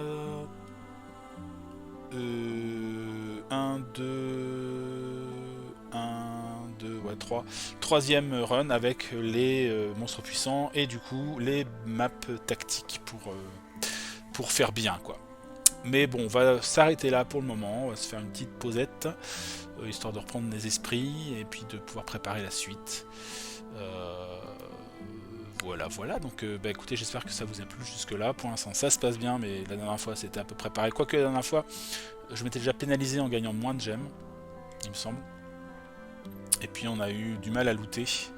Là c'est sûr qu'avec l'aventurier c'est un peu plus facile, donc ça c'est chouette. Espérons que ça se déroule bien jusqu'à la fin. Nous verrons. Donc merci à vous d'avoir suivi cette vidéo. On se retrouve très bientôt pour la suite de l'ordre de Veyel. En attendant, eh bien, je vous souhaite une bonne fin de journée. Salut tout le monde! Merci à vous tous. Cette première reconnaissance des lieux est pour le moment un succès. Nous apportons quelque peu d'espoir à nos alliés et à l'ordre lui-même. Car vous le savez, pour certains de nos compagnons, tout ne se passe pas comme prévu et certains héros sont déjà rentrés aux portes de la mort. Voyons leurs difficultés comme un moyen pour nous de passer inaperçus et de pouvoir frapper au cœur de la crypte d'Ilus. Mais pourquoi dois-je me battre avec cette hache? Le forgeron n'est pas foutu de me fournir une arme de barbare. Je vais finir par l'asseoir dans sa forge. Oh là, mon impétueux ami, le maître forgeron, doit fournir de l'équipement pour une vingtaine de combattants. Il faut lui laisser du temps, hein. N'utilise pas des mots compliqués pour me faire passer pour un âne. Je ne suis pas impétueux. Je suis juste frustré et impatient de pouvoir fracasser plus de crânes. Le tien y compris. Mes amis, Ilus est avec nous. Nous trouverons des armes pour vous, Urglak. Faites-moi confiance. Restons concentrés, compagnons. Allez, profitez d'un bon lit, d'un bon repas chaud. Nous repartons dès les premières lueurs de l'aube. N'empêche qu'elle est nulle, ma hache.